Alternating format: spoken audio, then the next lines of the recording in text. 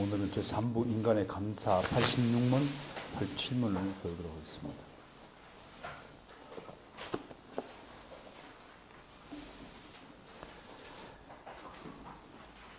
제 86문을 읽으면 답변을 해 주시고 87문 두 질문을 공부하도록 하겠습니다. 우리는 우리의 노력에 의해서가 아니라 하나님의 은혜로 말미암아 그리스도를 통하여 비참한 상태에서 구원을 받았는데 왜 우리가 선을 행해야 합니까?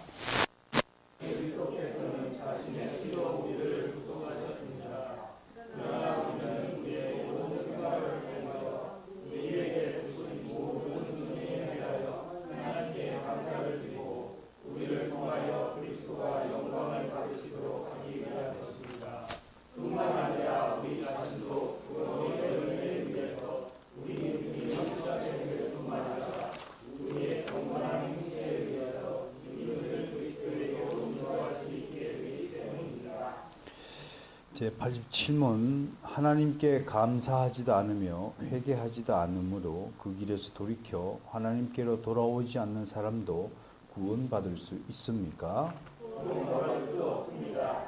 성경은 우리에게 부정한 자, 우상숭배자, 가늠하는 자, 도덕질하는 자, 기존행위, 거룩한 행위, 안거는 것과 같이 하나님의 나라를 기업으로 인정하지 못하도록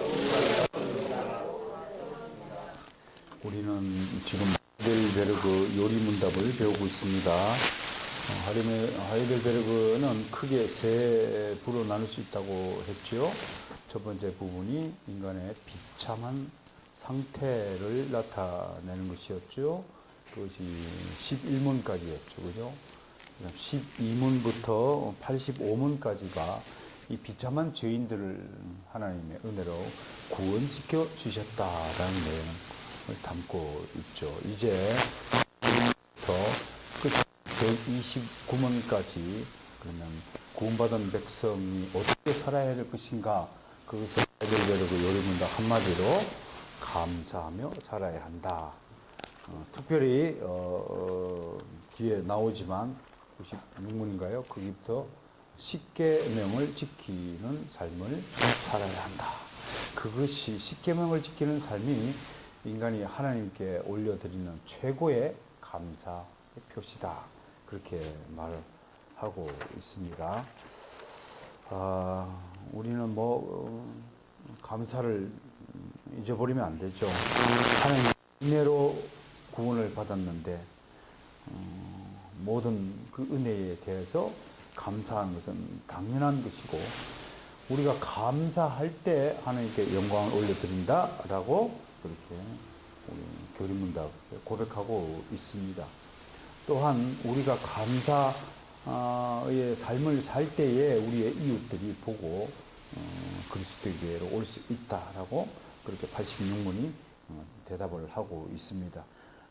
대신에 반대로 그 구원받은 백성이 하나님께 감사하지도 않고 회개하지도 않으면, 하나님의 복음으로 불러주셨는데도 그 복음을 듣지 않고 하나님께로 돌아서지도 않는다면 구원받을 수 없다라고 우리 또 교리문답은 명백히 87문에서 이렇게 밝히고 있습니다.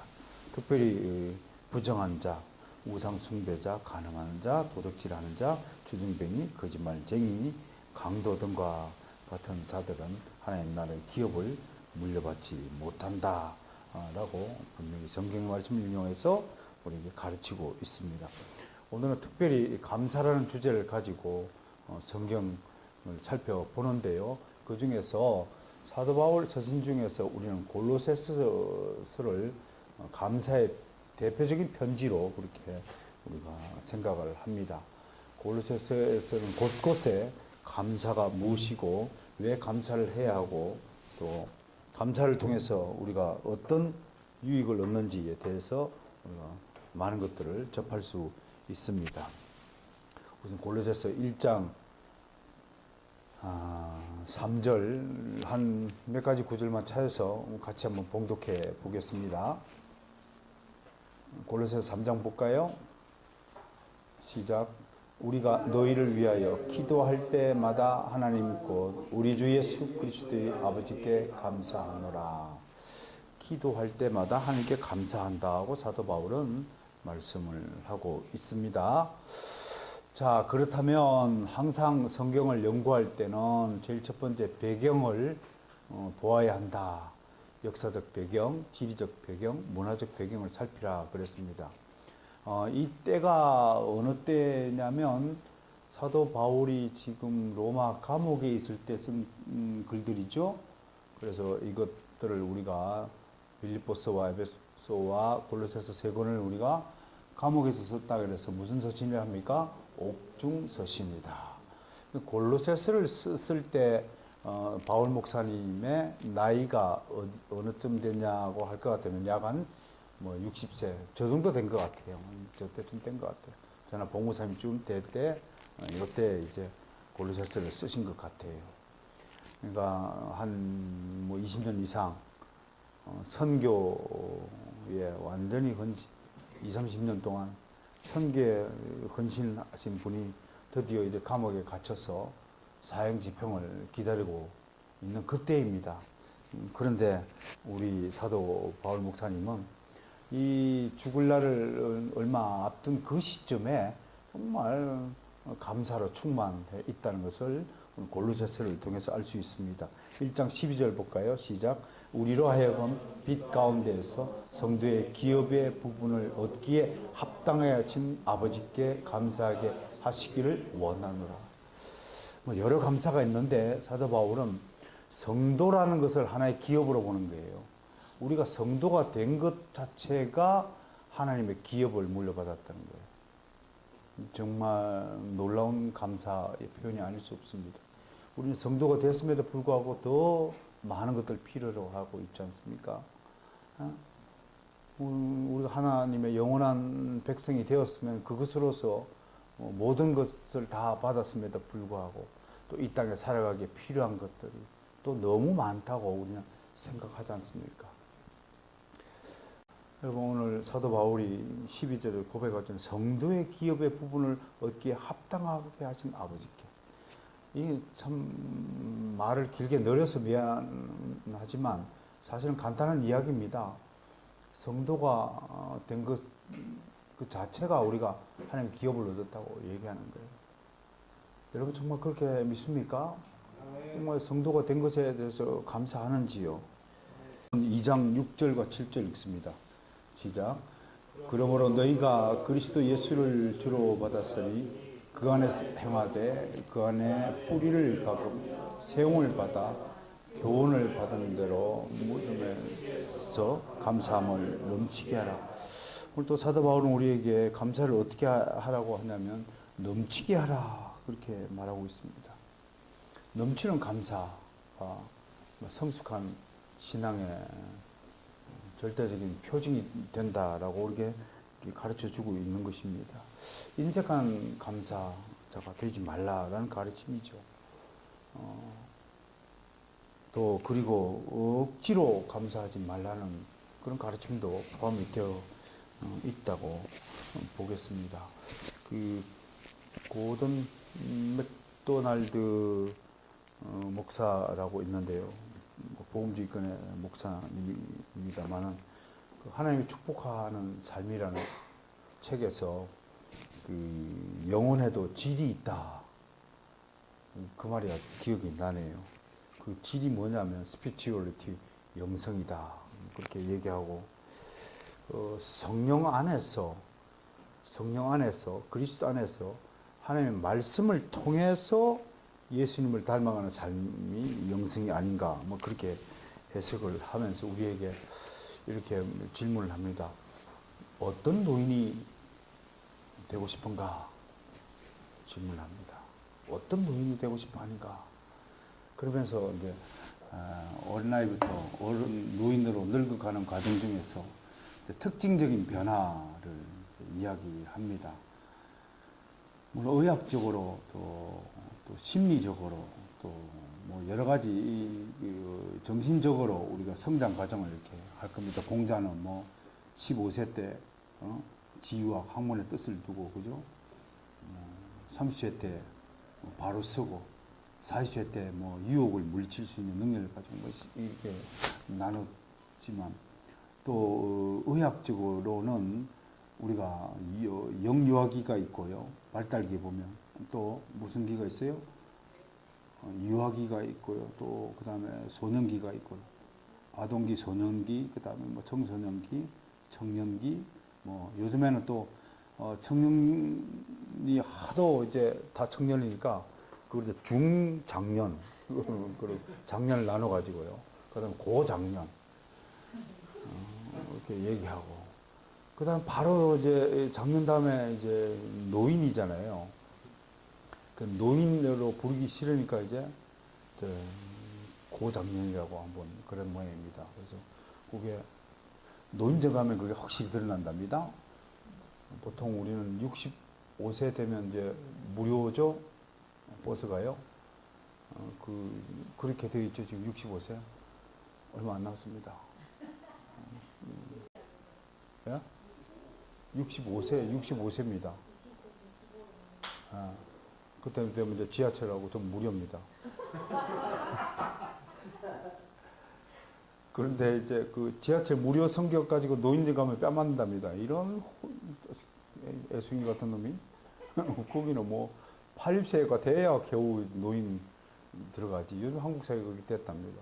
그래서 그 초노인이 있답니다. 초노인이 있다고 하네요. 그런데 그 다음에 그 아주 어린 노인을 소노인이라고 말한다고 합니다.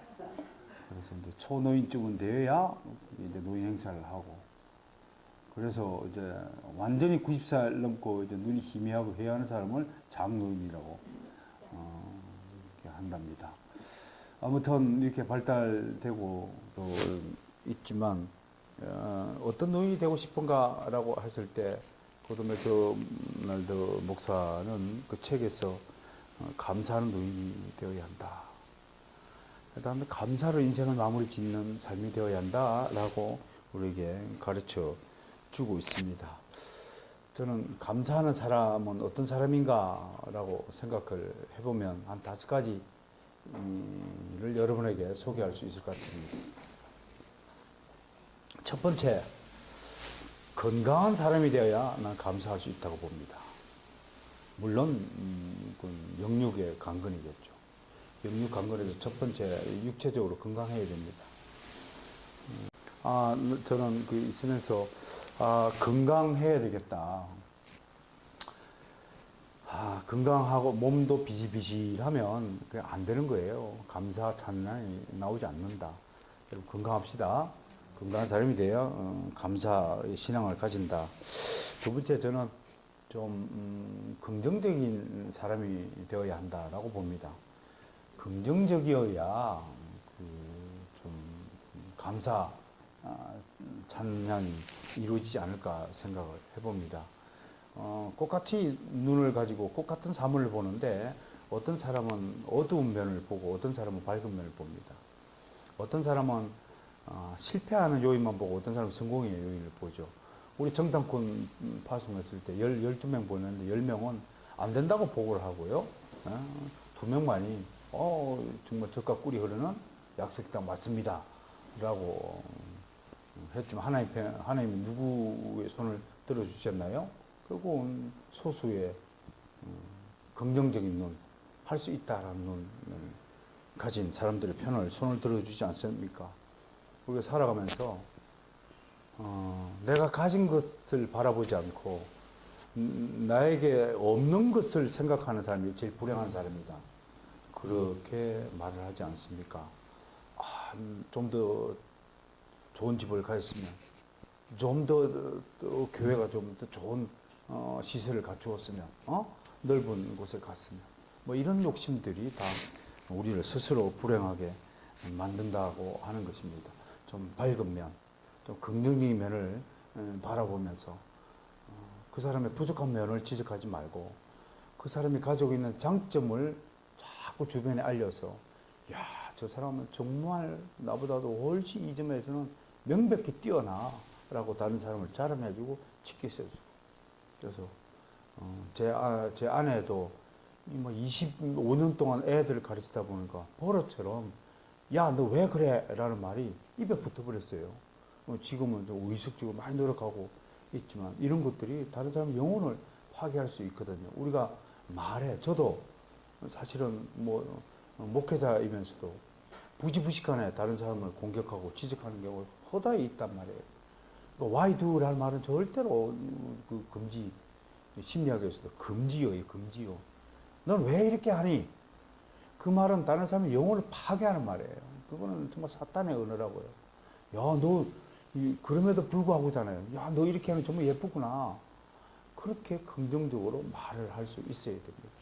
우리 요즘 아리에 성도들이 제가 아주 기분 좋은 것은 서로 막 행복해하고, 뭐 몇 명 안 되지만, 일주일에 모임마다 웃고 떠들고, 뭐 때문에 그렇게 웃었어요? 막 떠드는데, 그게 멀리서 들으면요, 굉장히 좋아요. 뭐 때문에 웃는지는 모르지만, 아무튼, 좋단 말이에요. 근데 거기다 하다가 너는 왜 맨날 이래? 왜 그러니, 넌? 이렇게 지적을 하게 되면, 그건 굉장히 분위기를 깨뜨려요. 그거는 정말로 그 가라지예요, 가라지. 그렇게 말하면 진짜 우리 공동체의 아름다움을 파괴하는 가라지고 안 된단 말이에요. 내가 그 주문자 되면 안 돼. 여러분, 우리 모두에게 그게 있습니다. 다른 사람들이 단점을 다 비판하는 그 있단 말이에요. 우리 속에 다 있어요. 뒤돌아서서 얘기하고. 특히 한국인들 그런 요소가 강해요. 저희 개혁지 신학자들도 모여보면 학문적인 비판은 뭐 당연히 해야 되고 받아야 되지만 또 그렇게 비판하는 사람들이 약점이 뭐냐면 자기가 비판하는 것을 못 견뎌해요. 그게 아주 치명적인 약점이 된단 말이에요. 사도 바울이 지금 옥중에 있으면서 넘치는 감사를 하고 있는데 무슨 사도 바울 비판하는 사람이 뭐라고 그래요? 아이고, 뭐 그렇게 하나, 이렇게 하나 결국 전파되는 것은 누구? 예수 그리스도라고 얘기하잖아요. 그 정도는 그렇지 되어야 좀 다른 사람이 본받고, 야, 당신은 내가 정말 좀 본받고 싶습니다. 라고 되는 거지. 그 사람 생각하면 그냥 입에 오르락 내리락 하는 사람의 대상이 되면 안 된다라고 하는 것입니다. 좀 긍정적인 사람이 되어야 감사로 이어진다. 세 번째는 좀 자족하는 사람이 좀 되어야 한다. 그래야 감사하는 사람이다. 라고 봅니다. 고린도전서 15장 10절에서 사도 바울이 이렇게 고백을 해요. 나의 나된 것은 오직 하나님의 은혜로 된 것이다. 앞에 아까 우리가 성도의 기업을 얻게 합당하게 하신 아버지께 감사한다라고 고백한 것을 우리가 보았잖아요. 그런 측면에서 보면 우리가 성도가 된 것 자체에 우리가 자족해야 된다. 이것보다 더 큰 영광이 없기 때문인 것입니다. 아무리 세상에서 좋은 직업을 가지고 뭐 성공을 하고 또 뭐 판사가 되고 검사가 되고 의사가 되고 아무리 세상 가운데 날고 긴다 하고 이건희 회장 뭐 100배의 능력을 가지고 위치에 오른다 할지라도 예수 안 믿으면요 아무 소용없는 것입니다. 허공에다 그림 그리는 거랑 마찬가지예요. 그린 거, 뭐, 그림을 그렸다 칩시다. 금방 날아가잖아요. 여러분, 비눗방울 게임 해봤죠? 비눗방울이 아무리 많이 하늘에 공중에 날리더라도 눈에 보기에는, 잠깐 보기에는 화려해 보이더라도 금방 사라지잖아요. 그게 불신자의 삶이에요. 우리 성도는 다 아름다운 열매를 맺어서 확연히 틀리다는 것. 네 번째는 좀 믿음의 눈을 가져야 한다. 그래야 감사할 줄 안다.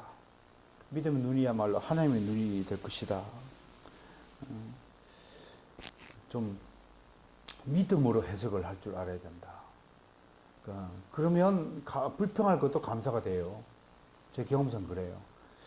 재미난 얘기가 하나 있어요. 배가 난파돼서 무인도에 도착했어요. 혼자 도착했어요. 여러분 머릿속에는 금방 어떤 것이 떠올랐나요? 뭐 남자 여자가 뭐 둘이 떠올라고 뭐 러브 스토리 할 것 같죠? 그게 아니고 남자 혼자 떨어졌어요. 살기 위해서 이제 백방을 노력하고 오래 살다 보니까 환경에 적응해가지고 집도 짓고 했단 말이에요. 그래서 한 번은 이제 집을 좀 떠나가지고 멀리 고기를 잡으러 이제 딱 나왔는데 갑자기 집이 불이 타는 거예요. 연기가 활활 타는 거야. 한 10년 동안 무인도 살아왔던 모든 것들이 다 타는 거예요. 그러니까 쫓아오면서 대성통곡을 해서 하나님 나를 이렇게 괴롭힐 수 있습니까? 10년 동안 또 무인도에서 한재선 모아가지고 이제는 좀 살만하다 싶은데 불을 다 태우니까 막 웃는데 그때 배가 도착했어. 구조선이 도착한 거야. 그래가지고 어떻게 왔냐고 했더니 연기 보고 왔다는 거야. 여러분 이 해석이 틀린 거예요. 하나님의 해석과 인간의 해석은 다른 거예요. 나는 집이 불타고 아까운데 하나님 그 집이 태워서 그 연기를 내야만 저 멀리서 배가 연기를 볼 수 있게 만든 것이라면 하나님의 구원의 역사가 우리의 삶으로 다르다는 거예요. 차원이 다르다는 거예요. 그러니까 믿음으로 보고 해석을 할 줄 알아야 불편할 게 감사로 느껴지는 거예요. 아픈 것도 감사, 아픈 것도 감사합시다. 마지막으로 5번째, 저는 좀 이게 한국 사람에게 좀 잘 어울리지 않고 안 되는데 그럼에도 성경의 문화, 기독교 문화이기 때문에 이거 우리 해줘야 된다. 옛날에 저도 강조를 했지만 여러분에게 좀 표현할 줄 아는 사람이 되어야 감사하다. 속으로만 사랑하고 감사하면 뭐합니까? 좀 감사합니다. 표현할 줄 알아야 된다. 여러분 그 누가복음 17장에 보면 그 10명의 문둥병 고치는 이야기 나오잖아요. 그런데 9명은 감사하지도 않고 인사도 안 하고 가버리고 한 명만이 돌아와서 예수님께 감사합니다 하고 인사했다고 하는 이야기를 통해서 우리가 감사하면 감사하다고 이야기를 해야 돼요. 표현할 수 있어야 돼요. 그러니까 성공할 사람은요, 잘 될 사람은 그만한 이유가 있는 거예요. 많은 인적인 네트워크가 내 속에 쌓이는 거예요. 그런데 북경 갈등하는 옆에 누가 왔는지 그다음 아무 얘기도 하지 않고 가만히 있으면 잃는 것이 너무 많죠. 많은 사람들이 통해 정보를 얻고 지식을 얻고 또 많은 사람들 사례를 통해서 인생 경험을 간접적으로 하는 것도 얼마나 유익한지 모릅니다. 어떻든 간에 좀 이렇게 적극적으로 표현하는 사람이 되길, 그래야 감사가 충만하지 않을까 저는 생각합니다. 4장 2절을 한번 보겠습니다. 골로새서 4장 2절 보니까 함께 있습니다. 시작. 기도를 계속하고 기도에 감사함으로 깨어 있어라. 무엇보다도 기도를 계속해야 되겠죠. 근데 그 기도에 늘 감사하는 기도를 드려야 된다. 그렇게 우리가 충고하고 있습니다. 그 감사가 없는 기도는 죽은 기도다 라고 말하죠. 정말 아버지 하나님께 감사를 드려야 되고 예수 그리스도의 구속에 감사드려야 되고 성령님께서 나를 보증해 주시고 나를 대신하여 또 단언하여 주시고 나를 바른 길 인도해 주시는 그런 모든 삼위일체 하나님께 우리가 감사를 드리는 것이 기도의 본질이 아니겠습니까? 마지막으로 저는 이렇게 감사의 삶을 살게 된다면 우리에게 세 가지 좋은 그 효력이 있다고 생각합니다. 첫 번째는 진짜 감사하는 사람만이 기적을 체험한다라고 말할 수 있습니다. 감사하는 사람에게 하나님이 기적을 베푸세요. 감사하는 사람이 아팠을 때 기적을 체험해요. 불평하는 사람들은 아파도 그냥 마냥 아픈 거예요. 근데 감사하는 사람은 끝같이 아픈데도 기적처럼 불평하는 사람은 계속 아픈데 감사하는 사람은 빨리 낫는 경험을 해요. 이런 것들을 생각해서 감사하면 기적을 체험한다. 이 좋은 효과가 있다는 것을 말씀을 드리고, 두 번째, 감사하게 되면요, 또 적절하게 그 감사를 나누게 되면 좋은 인간관계를 맺을 수 있습니다. 불평하는 사람을 다 싫어합니다. 남의 얘기하고 비판하고 찔레대는 사람 앞에서는 다 절교하는 것 같지만 뒤돌아서면 그 사람 오래 사귀면 안 되겠군, 그렇게 하듯이 좋은 인간관계를 맺습니다. 감사하게 되면요.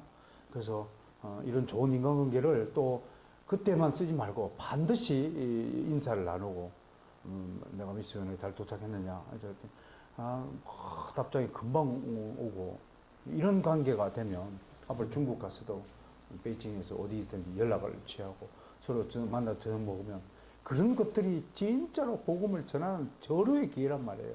좋은 얼굴에 침 못 뱉는다. 마찬가지로 그러니까 이런 명절이 다가오는데 여러분 명절 때에 사실은 가족의 구원도 중요하지만 이웃에게 이웃 친지들에게 다가가서 정말 이렇게 복음의 선물을 빈손을 가지 마시고 뭐 빵이라든가 사들어 가가지고 인사 나누고 특히 원수된 집안에 먼저 찾아가가지고 이렇게 인사를 나누는 것은 우리 복음에 비친 우리가 하나님 앞에 해야 될 감사의 몫이 아닐까 싶습니다. 마지막으로 감사 생활하게 되면 행복은 자연스럽게 따라옵니다. 그렇게 봅니다. 행복하기 원합니까? 그럼 형통행위죠. 모든 게 철철철철 잘 풀려야 돼요. 막힘이 없이요. 마지막으로 우리가 8치문에서 우리가 감사하지 않으면 우리 뭐 구원에서 이탈할 일은 없겠지만요. 아까도 제가 얘기했습니다. 우리 하나님의 명령 중에서 핵심이 10계명이잖아요. 여러분 보세요. 10계명을 어기면 그건 구원은 없습니다. 구원과 직결된 거예요. 근데 10계명을 둘러싸고 여러 주변에 변두리 명령들이 있어요. 요걸 우리가 뭐라고 하냐면 자발적 의무라고 그래요. 이거는 해도 되고 안 해도 되지만 안 했을 경우에는 고생을 각오해야 돼요. 11조 해도 되고 안 해도 되지만 11조를 자발적 의무 두 가지 용어가 모순된 용어잖아요. 어떻게 자발적인 거하고 의무하고 같이 묶을 수 있어요. 그게 기독교란 말이에요. 자발적으로 내는 자에게 하나님 복을 주시는 거예요. 그 시몬들이 거두는 거예요. 자발적인 이웃을 선을 행하는 거예요. 이웃 선을 행해도 되고 안 해도 되지만 선을 행하는 면 하나님이 기쁘시게 하는 거예요. 그러니까 요 10계명을 변두리에 있는 것은 자발적 의무를 하지 않았음에도 하나님으로부터 아무런 징계가 없다. 그러면 정말 자신의 정체성에 의해서 심각한 고민을 해봐야 돼요.